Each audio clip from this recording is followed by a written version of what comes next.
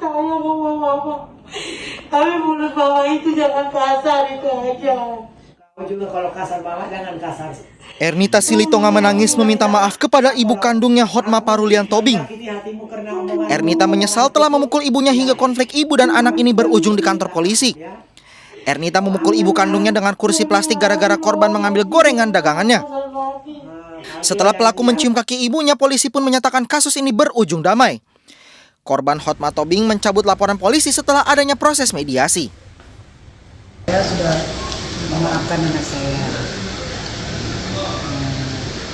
Semoga benar-benar dia hatinya tidak seperti itu lagi sama saya. Saya bersyukur dia sudah minta maaf sama saya. Jalur damai karena dari pihak pelapor juga sudah minta maaf langsung. Yang perlu kami sampaikan dalam hal ini adalah apapun itu alasannya, motif yang bersangkutan untuk melakukan pemukulan terhadap ibunya, itu adalah kita tidak bisa membalas jasa dari seorang ibu. Sebelumnya seorang ibu melapor ke Polres Jakarta Selatan karena dianiaya anak kandungnya. Pasca pelaporan, polisi menangkap pelaku di Terminal Lebak Bulus, Kebayoran Lama, Jakarta Selatan. Dari Jakarta, Helmi Sajangbati, iNews melaporkan. Dan berikutnya pemirsa, Polres Metro Depok sudah memanggil dan memeriksa 3 saksi terkait video viral anak yang diduga menjadi korban penganiayaan oleh terapis. Ya, ini korban adalah anak pengidap autism spektrum disorder berusia 2 tahun.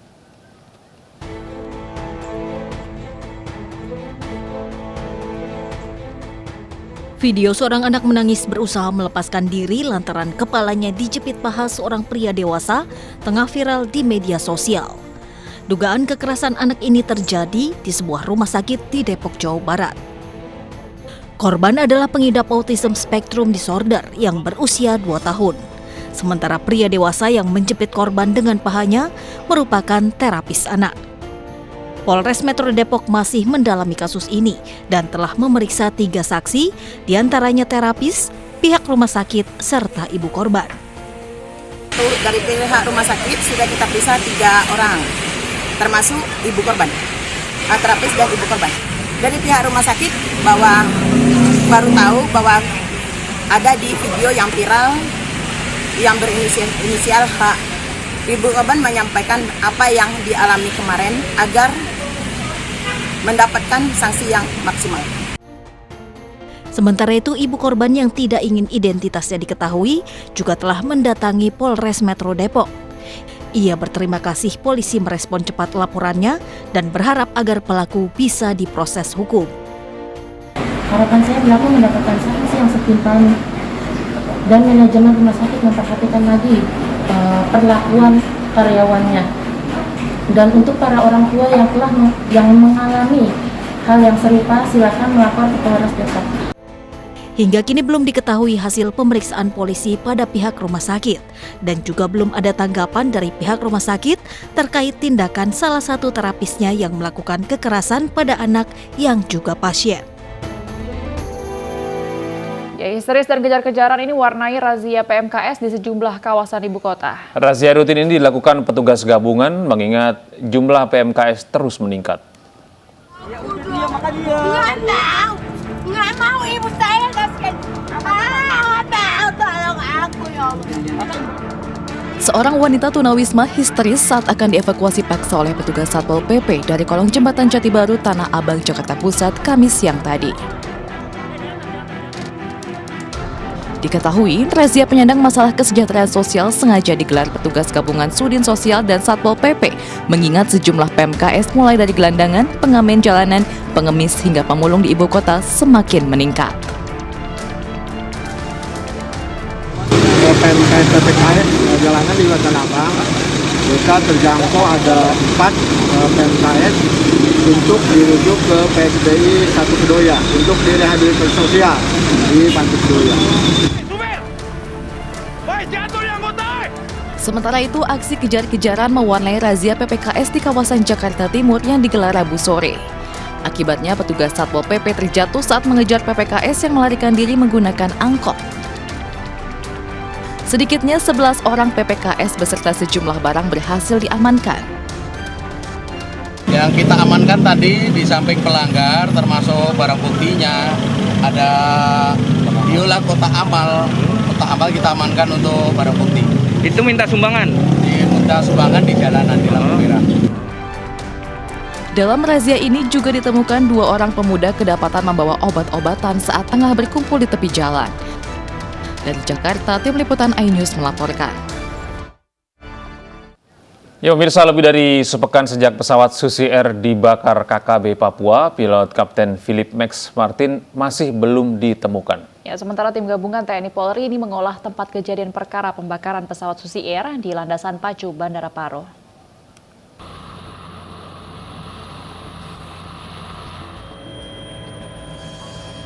Tim gabungan TNI Polri menggelar olah tempat kejadian perkara pembakaran pesawat Susi Air di landasan Pacu, Bandara Paro, Kabupaten Duga, Papua Pegunungan. Hasilnya, sekitar 80% badan pesawat habis terbakar, hanya tersisa bagian sayap, baling-baling, dan ekor pesawat. Petugas juga memeriksa sejumlah rumah kosong yang ditinggalkan warganya untuk mengungsi ke Kenyam. Warga khawatir adanya ancaman KKB pimpinan Egyanus Kaugoya. Selain menggelar olah TKP, petugas juga membersihkan bandara agar pesawat bisa kembali beroperasi melayani masyarakat di Bandara Paro. Hingga kini, pilot Susi Air Kapten Philip Max Martin masih dalam pencarian akibat disandra KKB. Namun, Kapten Martens dan Egyanus dipastikan sudah keluar dari distrik Paro. Kita pastikan lagi, dari tim analisis juga nanti akan kita pastikan keberadaan posisinya segala macam. Nanti kita akan sampaikan. Apakah mereka punya teknologi untuk menyebarkan itu? Ya, mengingat itu hutan luas. Kalau saya pikir sih tentu kalau HP saja dia pasti punya, dan sekarang kan HP saja yang mereka punya. Sebelumnya 7 Februari, kelompok kriminal bersenjata pimpinan Egyanus Kaugoya diyakini membakar pesawat Susi Air dengan nomor penerbangan PKBVY saat mendarat di lapangan terbang Paro, Kabupaten Duga, Papua Pegunungan. Tim Liputan iNews melaporkan. Dan pemirsa, untuk mengetahui perkembangan penyanderaan pilot Susi Air oleh KKB Papua, kita akan terhubung dengan rekan kami, Omega. Selamat pagi, Omega. Selamat pagi. Ya, Omega, apakah sudah ada titik terang dengan keberadaan dari Kapten Philip Martins ini? Baik, terima kasih. Selamat pagi. Saat ini dapat kami laporkan, hingga saat ini belum ada titik terang dan belum ada hasil negosiasi atau dialog bersama aparat TNI Polri dan kelompok kriminal bersenjata. Oke, baik. Lalu apa saja langkah-langkah TNI Polri ini untuk mengantisipasi hal ini terjadi dan juga membebaskan? Apakah juga masih ada sandera di sana, Omega? Baik, langkah yang diambil TNI Polri saat ini di Paro adalah dengan pendekatan atau negosiasi yang melibatkan semua pihak, baik masyarakat, tokoh agama, dan adat untuk membebaskan Kapten Philip Martin. Iya. Omega, apa kendala yang dihadapi oleh petugas kita, tim gabungan ini untuk mencari keberadaan Kapten Philips? Perlu diketahui bahwa Kabupaten Duga, khususnya di distrik Paro, letak geografis yang sangat sulit bagi aparat gabungan untuk menyusuri hutan-hutan yang belantara di Papua, khususnya di Duga. Itu menjadi kendala utama bagi aparat TNI Polri untuk menyusuri itu dan membebaskan Kapten pilot Susi Air ini.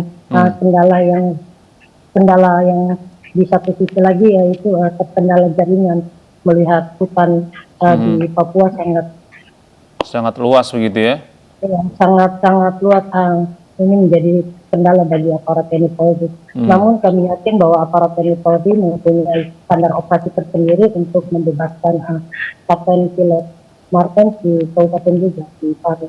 Ya, Omega, hingga saat ini kita kan tahu bahwa ada tuntutan dari KKB ini untuk menginginkan kemerdekaan begitu ya. Apakah ada tuntutan lain di luar itu? Apakah mereka meminta sejumlah tebusan atau seperti apa? Kalau ada informasi yang sudah Anda kumpulkan di sana.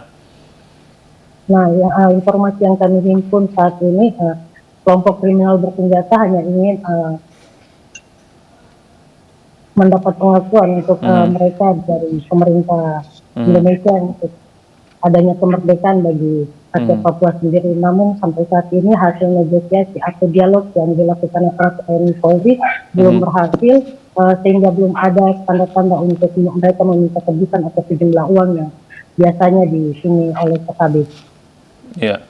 Kalau kita lihat bahwa Kapten Philips ini kan mungkin bukan pertama kalinya ya mendarat di lokasi tempat dia di Sandra begitu ya. Apakah dari titik terakhir Kapten Philips ini ditangkap kemudian pesawatnya dibakar, apakah penelusuran dari situ sudah dilakukan dan apakah tidak cukup efektif hingga saat ini sehingga Kapten Philipsnya belum ketemu, Omega? Baik, yang dapat kami laporkan saat ini untuk sementara melihat letak geografi kabupaten Duga yang sangat luas dan sispan belantara, hingga sampai saat ini menjadi kendala aparat TNI Polri untuk mendeteksi lokasi Kapten Philips saat ini. Namun informasi yang kami himpun dari pihak PKB, terutama juru bicara TPN mengatakan bahwa saat ini Kapten Philips dan kelompok kriminal bersenjata bersama Egyanus Pogoya telah keluar dari Paro, sudah bergeser ke Kampung Alguru, distrik yang kami himpun informasinya. Jika berjalan kaki dari distrik Paro ke Kampung Alguru itu memakan waktu 2 hari 2 malam gitu ke kampung itu. Namun itu hutan belantara, aparat gabungan pun sangat sulit untuk menyisiri atau menembus kampung itu dari Paro ke Alguru. Baik, terima kasih Omega atas laporan Anda. Selamat pagi, selamat bertugas kembali. Ya, pemirsa, Presiden Joko Widodo hormati vonis pada terdakwa kasus pembunuhan Yosua. Presiden tidak akan ikut campur karena hal tersebut merupakan ranah pengadilan. Jokowi menyatakan menghormati putusan hakim yang telah memberikan vonis terhadap Sambo CS. Menurut Jokowi, putusan yang dijatuhkan hakim terhadap 5 terdakwa kasus pembunuhan Yosua sudah berdasarkan pertimbangan fakta dan bukti yang ada. Ia juga tidak akan berkomentar karena hal tersebut merupakan ranah pengadilan. Kita tidak bisa ikut campur. Tetapi saya kira keputusan yang ada, saya melihat pertimbangan fakta-fakta, pertimbangan bukti-bukti, juga saya kira kesaksian dari para saksi itu menjadi penting dalam keputusan yang kemarin saya lihat. Tapi sekali lagi kita tidak bisa memberikan komentar. Ya. Sudah cukup adil bagi putusannya, Pak? Itu sudah diputuskan. Kita harus menghormati, semuanya harus menghormati. Ya, sementara itu pemirsa, 4 terdakwa pembunuhan berencana Brigadir Yosua menyatakan banding atas putusan majelis hakim. Pengajuan banding tersebut untuk terdakwa Kuat Ma'ruf pada tanggal 15 Februari, sedangkan Ferdi Sambo, Putri Chandrawati, dan Ricky Rizal diajukan pada tanggal 16 Februari 2023. Dan berikut keterangan dari Kepala Humas Pengadilan Negeri Jakarta Selatan, Jumianto. Sedangkan untuk terdakwa Ferdi Sambo, Putri, kemudian terdakwa RR, itu diajukan juga upaya banding, sudah dinyatakan di administrasi perkara Pengadilan Negeri Jakarta Selatan tertanggal hari ini 16 Februari. Kejaksaan Agung tidak akan ajukan banding atas vonis 1 tahun 6 bulan yang dijatuhkan kepada Richard Eliezer. Eliezer dianggap telah membantu jaksa dalam mengungkap kasus pembunuhan Yosua. Richard Eliezer Budiang Lumiu dengan pidana penjara selama 1 tahun dan 6 bulan. Menetapkan penangkapan dan Kejaksaan Agung menghormati keputusan Majelis Hakim memvonis Richard Eliezer 1 tahun 6 bulan penjara. Pihaknya pun tidak mengajukan banding. Hal tersebut didasarkan atas beberapa pertimbangan, diantaranya Richard Eliezer berkelakuan baik, kooperatif, serta dianggap membantu jaksa dalam mengungkap kasus pembunuhan berencana Brigadir Yosua. Selain itu, pihak keluarga almarhum Yosua juga telah memaafkan Eliezer. Maaf keluarga Yosua dianggap sebagai keputusan tertinggi dalam hukum.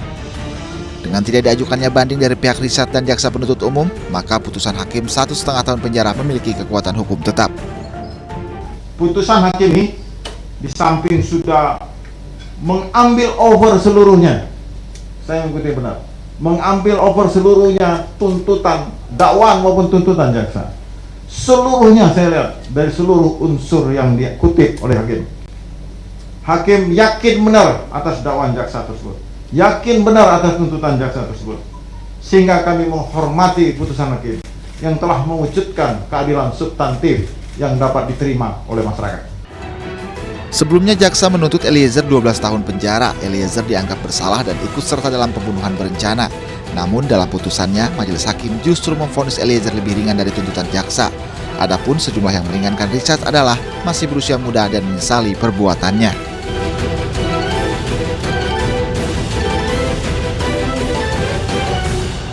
Sebelumnya pemirsa, Rabu lalu Majelis Hakim memvonis Barada Richard Eliezer jauh lebih ringan dari tuntutan jaksa penuntut umum. Ya, dari semua terdakwa kasus pembunuhan berencana Brigadir Yosua, hanya Richard Eliezer satu-satunya terdakwa yang mendapat vonis ringan dari Majelis Hakim. 1. Menyatakan terdakwa Richard Eliezer Budiang Lumiu terbukti secara sah dan meyakinkan bersalah melakukan tindak pidana turut serta melakukan pembunuhan berencana. Menjatuhkan pidana terhadap terdakwa Richard Eliezer Budiang Lumiu dengan pidana penjara selama 1 tahun dan 6 bulan.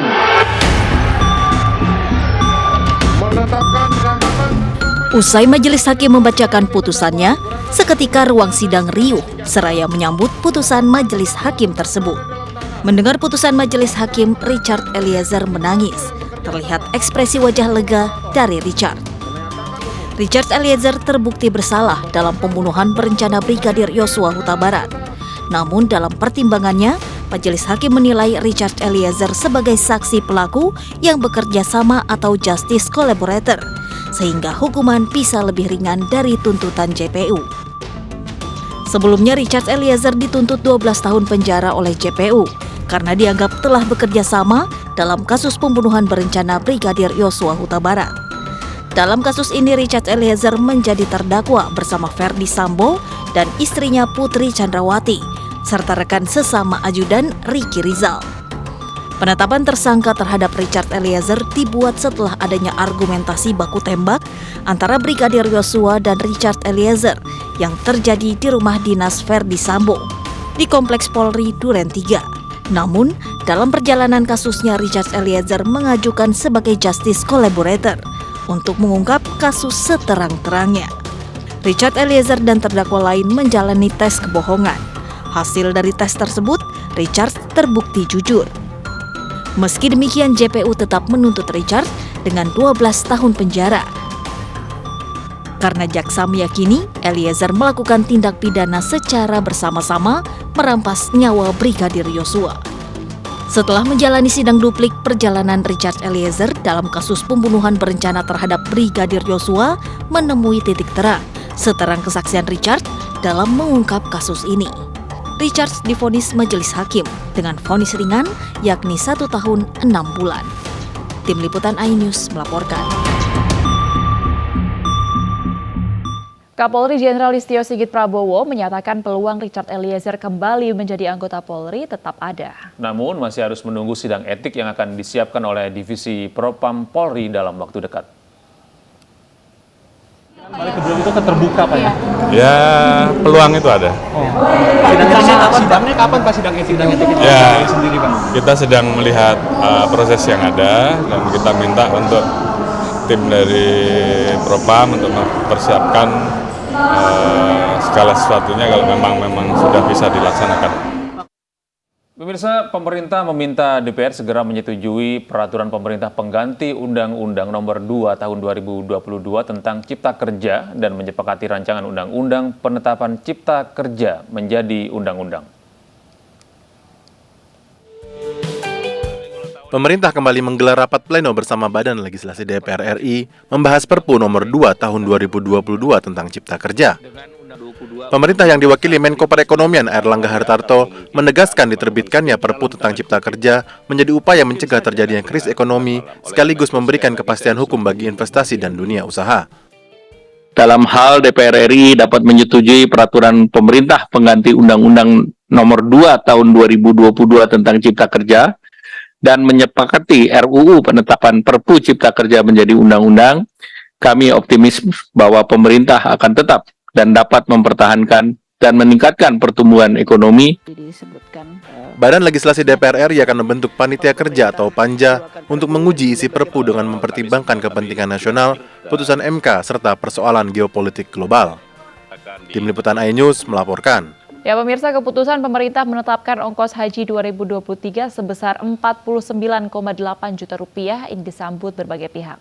Hal tersebut tidak jauh berbeda dari usulan Partai Perindo yang meminta biaya perjalanan ibadah haji maksimal 50% dari biaya penyelenggaraan haji. Untuk biaya perjalanan ibadah haji atau BIPIH itu ditetapkan sebesar 49,8 juta rupiah. Sementara untuk biaya penyelenggaraan ibadah haji secara keseluruhan adalah 90 juta per jemaah. Jadi artinya bahwa apa yang pernah diusulkan oleh Partai Perindo itu sesungguhnya matching dengan keputusan yang ditetapkan oleh Komisi 8 bersama Menteri Agama. Jadi saya kira ini sesuatu yang patut kita syukuri ya, bahwa ternyata parlemen kita bersama pemerintah mendengar juga aspirasi rakyat yang diartikulasi oleh Partai Perindo.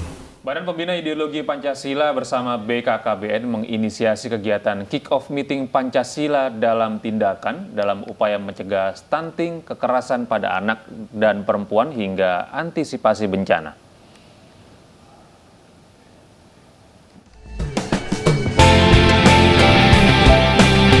Badan Pembina Ideologi Pancasila bersama Badan Kependudukan dan Keluarga Berencana Nasional atau BKKBN menginisiasi kick-off meeting Pancasila dalam tindakan gerakan semesta berencana. Kegiatan ini bentuk aktualisasi nilai-nilai Pancasila dalam upaya pencegahan stunting, kekerasan pada anak dan perempuan atau KDRT, serta antisipasi bencana. Turut hadir Ketua Dewan Pengarah BPIP Megawati Soekarno Putri, Kepala BKKBN Hasto Wardoyo, serta sejumlah menteri dan kepala lembaga terkait. Dalam diskusi ini, sejumlah langkah pencegahan stunting, KDRT, dan antisipasi bencana pun dirumuskan dan para pihak sepakat bergotong royong mencegahnya.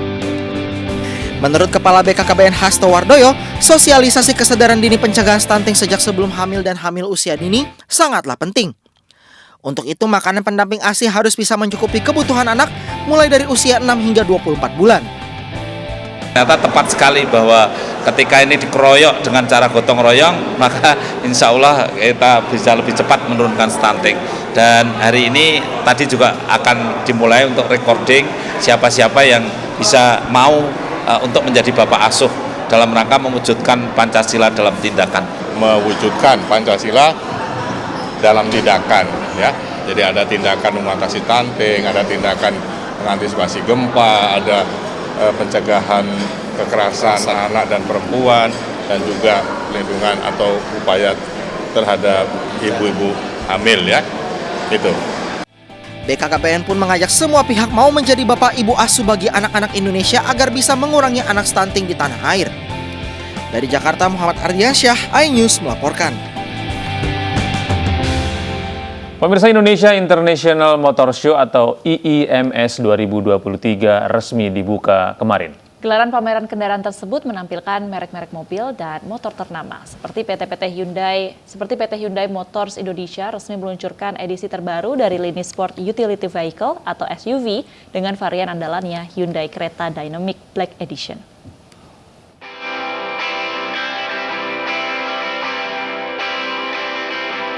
Presiden Joko Widodo resmi membuka IIMS 2023 di G-Expo Kemayoran, Jakarta Pusat.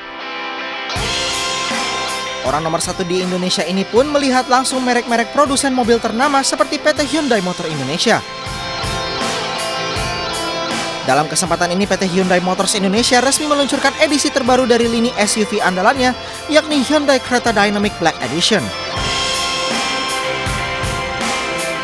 Mengusung konsep Those Who Love Black, Live Colorful Lives, Hyundai Creta Black Edition hadir sebagai pilihan bagi masyarakat Indonesia yang menginginkan mobil dengan karakter kuat.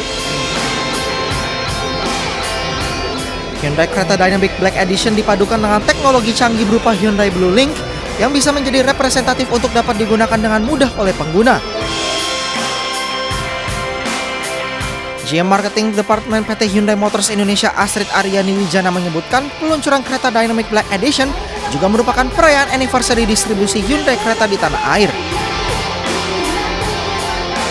Creta Dynamic Black Edition di mana menggunakan serangkaian body kit yang sudah didesain khusus untuk membuat kereta tampil lebih gagah dan lebih sporty. Jadi memang ini juga berangkat dari beberapa request dan juga dari yang kami dapatkan dari konsumen-konsumen. Mereka pengen banget punya satu mobil yang bisa melihat tampil lebih muda, kelihatan gagah, makanya kenapa kami ciptakan strip ini. Selain itu, Hyundai juga menyiapkan berbagai layanan penjualan menarik bagi pelanggan seperti program Owner Assurance dan layanan after sales, mulai dari garansi dasar, gratis biaya jasa perawatan, gratis suku cadang, gratis 24 jam roadside assistance, serta ketersediaan Hyundai Genuine Accessories. Dari Jakarta, Rian Rahman, iNews melaporkan.